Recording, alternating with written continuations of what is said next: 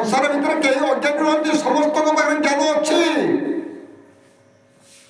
किंतु एमाने ज्ञान भ्रष्ट हो जाइछन्ति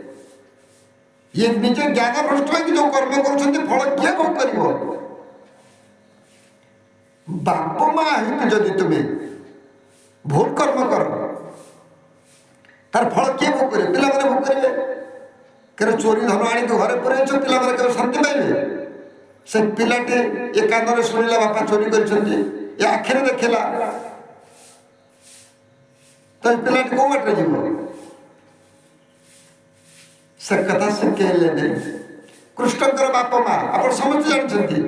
से कथा पिला को शिखेले नहीं पिला को कौ शिक्षा देले पिला को जो शिक्षा देला आज से पिलाटी को जगार पहुंचती जहां को आम देवता बोली पूजा कर तुम्हें कर्म कर तुम पिला को समस्ते भल कहे सम्मान देवे तुम पिला को तुम तो बाटर छाड़ तुम पिला कौन सम्मान पाइबे तर बापा खाई तार पुओ को पड़े काल जदि पिलाटी भल कर्म कर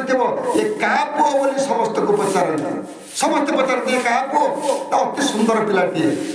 ना तो बाप माँ तो भल पिलाटी कहीं खराब कथा कहीं कौन जाने समस्त जानते जो बाप माँ भल होते कहीं खराब पिला जन्म ग्रहण कर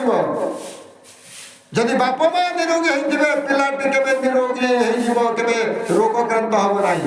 जदि बाप माँ जदि मद्यपान करते पिलाटी कौ जगह जन्म ग्रहण कर रोगी करके तुम्हें जन्म देल तुम्हें जदि ज्ञानी हो तुम पिलाटी कौ जगह स्थान पाइब ना कौ ये क्या घर पिला ना ये घर पिला अति सुंदर पिलाटे बापा माँ ज्ञानी पुओ केमी अज्ञानी हम एक आम निजे कहते कर्म कर्म कौन कर बापा खाई ताल पुओ को पड़े काल बापा जब भल कर्म कर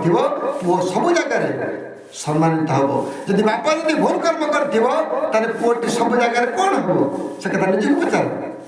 समस्त संसार में निरोगी हो रोग आसबनी संसार को सब रोग छाड़ी पड़े प्रथम तुम निजक निजे परिवर्तन हो जे पर्यंत निजक निजे परिवर्तन हो से पर्यंत निश्चित संसार भितर आम रोगक्रांत ये शरीर टाक नष्ट करदे सर्वे होइबे अल्पायास सर्वे सकल जीवे नाश ये अनेक प्रकार बोली ऋषि मैंने अनेक प्रकार मंतव्य देते कारण आम अल्पायास आम शरीर टाक नाश करदे ये शरीर सुरक्षित रखापी सत्यता को जागृत करने शत्रु मान को विनाश करने भक्ति रस ये भक्ति रस कथा जानिले संसार समस्त शांति रे अशांति आसब ना प्रथम आगे निजक निजे परिवर्तन हो जिते तुम निजक निजे परिवर्तन हो संसार सब परिवर्तन हो तब तो सदा सर्वदा पर कथा को आलोचना कल जो प्रवचन सब चली सब से पर कथा ये कला सेमती करला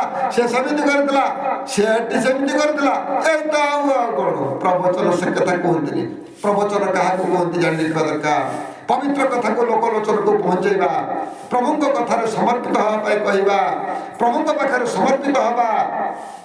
या कहते प्रवचन पर कथा को लेकिन प्रवचन कहुए नहीं पर कथा को आलोचना कले कहीं शांति पाई पर धन खाइले कहीं शांति पाई निजे ये संसार भितर आम कौन कर कथा को जीवा जिते ये कथा मनुष्य जानी ये संसार भितर दुख आसबनी परिवार को दुख आसबनी कारण से निरोगी होता निजे से निरोगी से जो पिलाटी जन्म दब रोग आसबनी एक कथा कहीं कहले ना ज्ञानी घर पुओ ज्ञानी हो जन्म ग्रहण करे देखिए तो बापा जदि शिक्षक पिला निश्चित शिक्षकता कर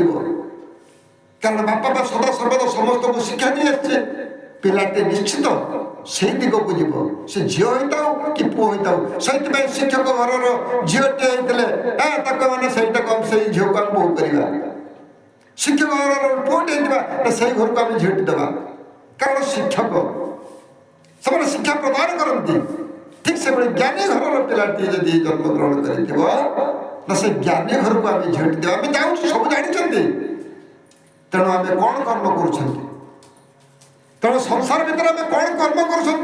सदा सर्वदा से पर कथा को आलोचना कर प्रवचन ताकू कहते ପ୍ରବଚନ କାହାକୁ କୁହନ୍ତି ଆଗେ ନିଜେ ଚିନ୍ତା କର। ପବିତ୍ର କଥାକୁ ଲୋକଲୋଚନକୁ ପହଞ୍ଚାଇବା, ପ୍ରଭୁଙ୍କ ପାଖରେ ସମର୍ପିତ ହେବା, ପ୍ରଭୁଙ୍କ ପାଇଁ ଯାହା ଯାହା କର୍ମ ଅଛି ସଂସାର ଭିତରେ ସେ କର୍ମ କଲେ ଶାନ୍ତି ପାଇବା। ଆଜିର ମଣିଷ ଅଜ୍ଞାନର ବଶବର୍ତ୍ତୀ, ଅଜ୍ଞାନର ବଶବର୍ତ୍ତୀ କ'ଣ ସେ କର୍ମ କରୁଛି? ସଦାସର୍ବଦା ସେ ପର କଥାକୁ ଆଲୋଚନା କରୁଛି। କେମିତି ଶାନ୍ତି ପାଇବ?